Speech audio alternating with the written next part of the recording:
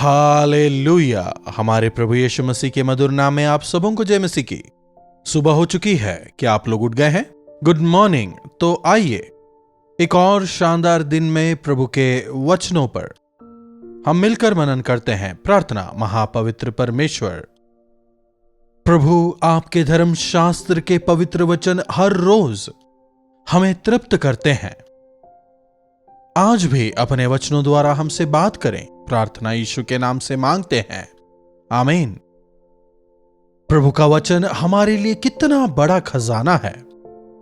कितनी ही बार पढ़ लें, कितनी ही बार सुन लें, कितने ही लोग प्रचार क्यों ना कर लें, इसमें कभी कमी नहीं आती। परमेश्वर के प्रेम को, उनकी दया को, उनके अनुग्रह को, उनकी चेतावनी को यह वचन हमेशा हमारे सामने रखते रहते हैं। इसलिए अपने बाइबल से आप प्रेम करें, उसे पढ़ें, आशीष पाएंगे। क्या आपने भजन संहिता 23 पढ़ा है?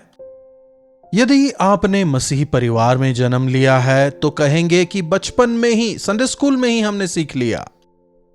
इस भजन संहिता के ऊपर कई सारे गीत भी लिखे गए हैं। कई बार आपने संदेशों को भी सुना होगा। इस भजन के बारे में आपने बहुत बार सुना होगा। लेकिन इस भजन में जो प्रभु हैं, क्या आप उन्हें जानते हैं? क्या इन प्रभु के साथ आपका संबंध है? यही अत्यावश्यक है। मैं पूरी बाइबल जानता हूं, कोई बड़ी बात नहीं। क्या इसके लेखक को आप जानते हैं? देखिए, देश के प्रधान को हर कोई जानता है, लेकिन क्या देश का प्रधान आपको जानता है? प्रभु को तो हर कोई जानता है, लेकिन क्या प्रभु आपको जानते हैं? यही है व्यक्तिगत संबंध।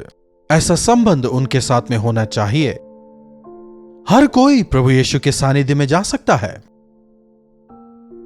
उनके पास ऑर्डिनरी या वीआईपी या वीवीआईपी लाइन बिल्कुल नहीं है। जो मेरे वचन को मानेगा, मेरी नजर उन पर टिकी हुई है। जो मुझे स्वीकारेंगे, मेरी संतान होने का अधिकार पाएंगे। इसलिए जितना अधिक आप प्रभु के करीब जाएंगे, प्रभु आपके करीब आएंगे। जितना अधिक विश्वास दिखाएंगे, जीवन में चमत्कार देखने पाएंगे। दाऊद अपने अनुभव से लिख रहा है, यहोवा मेरे चरवाहा हैं और मुझे कुछ घटी ना होगी। वे दिन रात मेरी अगुवाई करते हैं। मां के गर्भ में पड़ने से पहले उन्होंने चुना, और कब्र में जाने तक, जब तक मैं उनके राज्य ना पहुंच जाऊं, वे मुझे नहीं छोड़ेंगे। हालेलुया। क्या प्रभु के साथ आपका व्यक्तिगत संबंध है? प्रार्थना करने वाले प्रभु की इच्छा को समझ पाते हैं। प्रभु के वचन को पढ़ने वाले प्रभु के साथ में संगति कर सकते हैं। वचन को पढ़ना और प्रार्थना करना एक विश्वासी के लिए काफी आवश्यक है। एक इंसान के साथ जितना समय हम गुजारते हैं, संबंध उतना गहरा बनता है ना। सांसारिक प्रेम में पढ़कर लोग कई सारी गलत चीजों को सीख रहे हैं, लेकिन यदि प्रभु के साथ में संगति करना आप सीख लें, ईश्वरीय स्वभाव हमें पनपेगा। यहोवा मेरे चरवाहा है, मुझे कुछ घटी ना होगी। वे मुझे हरी हरी चराइयों में बैठाते हैं। सुखदाई जल के झरने के पास वे मुझे ले चलते हैं। वे मेरे जी में जी ले आते हैं। धर्म के मार्गों में वे अपने नाम के निमित्त मेरी अगुवाई करते हैं। हरी हरी चराइयों में वे मुझे ले चलते हैं। हरे भरे खेत खलिहानों को देखकर कितना समय गुजर गया है। हम शहरों में जो रहते हैं, जब आप हरी चीजों को देखते हैं, खासकर जब आप हरे पेड़ पौधों के बीच में होते हैं, एकदम शुद्ध हवा, ऑक्सीजन वहां आपको मिलता है, जिसकी वजह से रक्त प्रवाह अच्छी तरह होता है। आप तंदुरुस्त होने पाते हैं। आजकल जब हम लोग शहरों में रहते हैं, गर्मी की वजह से दरवाजे बंद करके एसी की हवा में बैठना पड़ता है। हमारा जो क्षेत्रफल होता है वो है कुर्सी और लैपटॉप। दिन भर उसी के साथ में हम गुजारते हैं। आराम तक करने को समय नहीं मिलता। वर्क फ्रॉम होम कहते हुए दिन भर काम करते हैं। जिसकी वजह से एंग्जाइटी और चिंता हम में बढ़ने लगती है। वे मुझे चलाते हैं कहां पर? प्लास्टिक पौधों के बीच में नहीं। आजकल हर जगह प्लास्टिक ही तो है। आजकल प्लास्टिक के पेड़ पौधे भी असली पेड़ पौधों की तरह नजर आते हैं। जो प्लास्टिक के फूल होते हैं, जब तक पास जाकर छूकर ना देखो, जब तक सूंघकर महसूस ना करो, वो असली नहीं है, इस बात को आप समझ ही नहीं पाएंगे। Everything is fake. परमेश्वर ने कितने शानदार तरीके से पृथ्वी की रचना की। मनुष्यों को जो ऑक्सीजन चाहिए वृक्ष देते हैं, वो कार्बन डाइऑक्साइड लेकर हमें ऑक्सीजन देते हैं। दूषित हवा को अपने अंदर लेकर शुद्ध हवा को हमें देते हैं। हम क्या कर रहे हैं? ऑक्सीजन को अंदर लेते हैं और कार्बन डाइऑक्साइड को हम छोड़ते हैं। इसके लिए वृक्षों का होना आवश्यक है। पुराने जमाने में यदि आप देखें, घर के चारों ओर वृक्ष हुआ करते थे, शुद्ध हवा उन्हें मिलती थी। लेकिन आजकल प्लास्टिक पौधों को लगाकर कृत्रिमता में जीवन बिताते हुए, मन को निराश होते हुए हम देख सकते हैं। प्रभु मुझे हरी भरी चराइयों में चराते हैं, सुखदाई जल के झरने के पास वे मुझे ले चलते हैं। एक नदी के किनारे यदि आप जाकर बैठें और वहां बैठकर आप चारों ओर परमेश्वर की महानता को, परमेश्वर के कौशल को, उनके प्रेम को आप चारों ओर देखने पाएंगे। इतना ही नहीं, ऐसे जगहों पर जब हम होते हैं, आनंद की अनुभूति होती है। जो अपना हृदय, जो अपना मन मुझ पर लगाएगा, मैं उसे संपूर्ण शांति दूंगा। यह प्रभु का वायदा हमारे लिए है। नदी की तरह मैं तुम्हें शांति दूंगा, प्रभु ने कहा है। सुखदाई जल के झरने। यदि आप समुद्र किनारे जाएं, वहां का पानी शांत नहीं होता, लहरें उठती रहती हैं। समुद्र देखा है ना आपने? आपके शहर में है क्या? हमारे शहर चेन्नई में कई सारे बड़े बड़े बीचेस हैं। हमारे भारत देश में कई ऐसे राज्य हैं जिनमें समुद्र है। वहां जाकर देखिए, समुद्र के किनारे पर एकदम शांति नहीं होती, लहरों की आवाज होती रहती है। एक लहर के पीछे दूसरी लहर, दूसरी के पीछे तीसरी लहर, एक के बाद एक आती ही रहती हैं। वचन हमें बताता है, अनात्मिक लोग उफनते समुद्र के समान होते हैं। उनमें तसल्ली नहीं होती, शांति नहीं होती, एकदम हमेशा उफान पर रहते हैं। थोड़ी देर उधर, थोड़ी देर इधर, बेचैनी, व्याकुलता। आजकल लोगों में व्यग्रता बढ़ गई है। शीघ्र यात्रा करने पाते हैं, फिर भी फास्ट ट्रेन्स हैं, फ्लाइट्स हैं, लेकिन इन तमाम के बावजूद, इतने सारे बेहतरीन इक्विपमेंट्स हमारे पास होने के बावजूद, किसी ना किसी तरह की आतुरता, व्यग्रता। आधा जीवन तो इसी व्यग्रता में घट जाता है। शांति नहीं मिल पाती।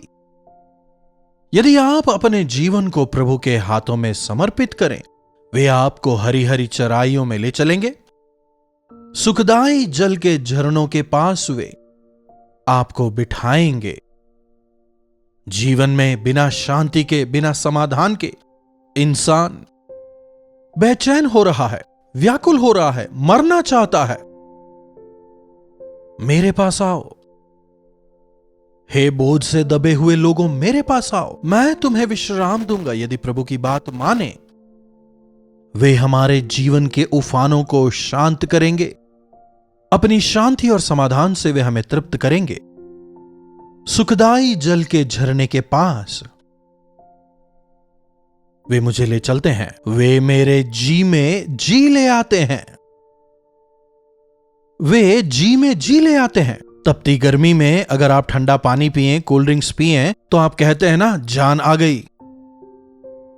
या फिर अगर आप थके हारे हैं तो अच्छे गर्म पानी में नहाएं, तो आप कहेंगे, अरे अच्छा, मजा आ गया, रिलैक्स हो गया। लेकिन मन के लिए, मन को तो आप पानी से, साबुन से रिलैक्स नहीं कर सकते ना।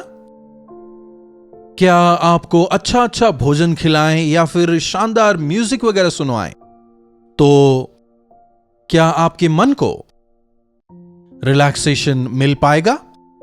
वे जी में जी ले आते हैं, मन को वे रिलैक्स करते हैं। आज सुबह के समय आपका हृदय कैसा है? क्या आप रिलैक्स्ड हैं या फिर व्याकुल हैं, व्यग्र हैं, चिंतित हैं, परेशान हैं? खुद अपने आप को कोसते हैं, खुद अपने आप की निंदा करते हैं, साथ ही साथ दूसरों की भी निंदा करते हैं और एक कठिन जीवन बिता रहे हैं? यदि हां तो काफी दुखद है। आजकल विश्वासियों के जीवन भी उथल पुथल हुए पड़े हैं। यदि हम प्रभु के पास जाएं, यदि हमारी परेशानियों को हम उनके पास लेके जाएं, वे हमारे आंसुओं को पोंछेंगे और हमें हिम्मत देंगे। प्रभु ने कहा है वे हमारे चरवाहे हैं, वे हमारे रक्षक हैं। हम यह भूल जाते हैं, पर यदि याद रखने पाए तो हमें हिम्मत मिलेगी। यदि प्रभु के वचनों को पढ़ेंगे तभी तो हमें विश्वास बढ़ेगा। इस प्रकार से प्रभु के वचनों को आप सुनेंगे तभी तो वचन आपके जीवन में फलवंत होगा। वचन को पढ़ें, प्रभु के प्रेम को पहचानें। वे कहते हैं कि वे आपको शांति देंगे। बच्चे जब थके हारे घर पर आते हैं तो मां को देखिए, सर पर हाथ फेर के गरम गरम कुछ खाने को देती हैं। बच्चे की तकलीफ को सुनकर उसे तसल्ली देती हैं। क्या आपने यह अनुभव किया है?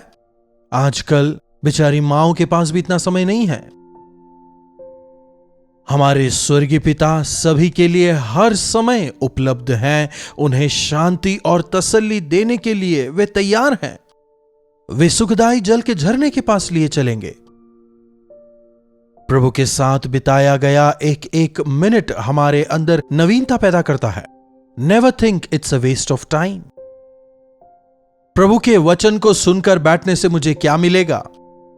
दिन भर प्रभु प्रभु करता रहूंगा तो मुझे क्या मिलेगा? यदि दिन भर प्रभु के वचनों को पढ़कर बैठा रहूंगा तो मेरे नौकरी धंधे का क्या होगा? ऐसा बिल्कुल ना सोचें। मेरे राज और धर्म की खोज करो तो ये तमाम वस्तुएं तुम्हें मिलेंगी, प्रभु कहते हैं। जब प्रभु आपके चरवाहे होते हैं, वे आपके जी में जी ले आएंगे। आपके मन को वे शांत करेंगे। धर्म के मार्गों में अपने नाम के निमित्त वे आपकी अगुवाई करेंगे। गलत मार्ग लेने से, भटक जाने से प्रभु कहते हैं वे आपको बचाएंगे। घोर अंधकार से भरी तराई से होकर चलें तो भी आपको हानि से ना डरना होगा। आजकल हमारे देशों में भी कई सारे टनल्स खुल गए हैं। गाड़ियों का आवागमन उन टनल्स के द्वारा होता रहता है, ऊपर हो चाहे नीचे हो। मुझे याद है जब मैं यूएस गया था, मैंने वहां एक बहुत बड़े टनल को देखा था। मान लीजिए उस टनल के अंदर अगर इलेक्ट्रिसिटी फेल हो जाए तो कितना घनघोर अंधेरा होगा। आप कुछ नहीं समझ पाएंगे, कहां जा रहे हैं समझ नहीं पाएंगे। लेकिन जैसे जैसे आप उस गुफा में आगे बढ़ते चले जाएंगे, एक तरह की बाहर निकलने की जो आतुरता होती है, थोड़ी देर के बाद में आप देखेंगे आप टनल से बाहर आ गए हैं। आपको रोशनी सामने नजर आ रही है, सूर्य दिखाई दे रहा है, रोशनी नजर आ रही है। थोड़ी देर अगर हमें अंधकार में रहना पड़े तो कितने परेशान हो जाते हैं। घरों में जब पावर कट होता है परेशान होते हैं ना। मीटिंग्स वगैरह में जब पावर चला जाता है लोग हैरान हो जाते हैं। पावर आते ही सब हालेलुया कहते हैं। याद रखें, यहोवा हमारे प्रकाश हैं, वे हमारा उजियाला हैं। वे उजियाले में हमारी अगुवाई करते हुए हमें शांति देते हैं। अंधकार से भरी तराइयों में हमें घबराने की जरूरत नहीं, क्योंकि वे हमारे साथ रहते हैं। आप मेरे साथ रहते हैं, आपके सोटे और आपकी लाठी से मुझे शांति मिलती है।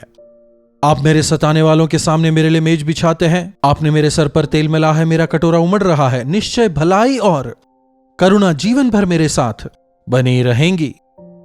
एक दिन नहीं, 2 दिन नहीं, 1 महीना नहीं, जब तक आप वचन सुनते हैं तब तक नहीं, जीवन भर उनकी करुणा और भलाई आपके साथ बनी रहेगी।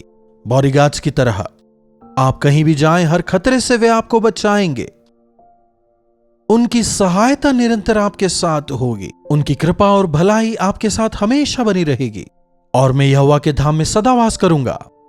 इसीलिए ही तो हमें यहां विश्वासी रहना है ना, ताकि स्वर्ग में निरंतर उनके साथ संपूर्ण आनंद और संपूर्ण संतोष के साथ उनकी आराधना करते हुए उनके सानिध्य में हम समय बिताने पाएंगे।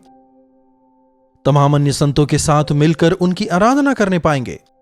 इसलिए जब हम इस संसार में रहते हैं, प्रभु को अपना चरवाहा बनाकर, अपना प्रभु बनाकर उनके आगमन के लिए अपने आप को तैयार करें। प्रार्थना। महापवित्र परमेश्वर, 23वें भजन संहिता से आपने दोबारा हमें सिखाया है व्यक्तिगत तौर पर इसका अनुकरण करने में, अपने आप को दोबारा समर्पित करने में हमारी मदद करें। हमारे डर से, हमारे भय से हमें बचाएं और हमारी जरूरतों को आप पूरा करें। यदि हम आपको अपने जीवनों का चरवाहा बनाएं, तो हम आपकी सुरक्षा को पाने पाएंगे। आपकी भलाई और करुणा में और विश्वास में निरंतर बने रहने में हमारी सहायता करें। प्रार्थना यीशु के नाम से मांगते हैं, आमीन। अब हमारे पिता परमेश्वर का प्रेम, प्रभु यीशु मसीह का अनुग्रह, पवित्र आत्मा की संगति और सहभागिता हमें से प्रत्येक के साथ आज, कल और सर्वदा बनी रहे, आमीन। प्रभु परमेश्वर की महिमा हो। अपने प्रार्थना विषयों को आप हमें 9884907779 पर व्हाट्सएप, वॉइस मैसेज या टेक्स्ट के द्वारा भेज सकते हैं। हम अवश्य आपके साथ मिलकर आपके छुटकारे के लिए प्रार्थना करेंगे। प्रभु चमत्कार करेंगे। प्रभु आप सबों को आशीष दें। कल्वरी दर्शन, ये है प्रेम के दर्शन, यीशु प्रेम के दर्शन।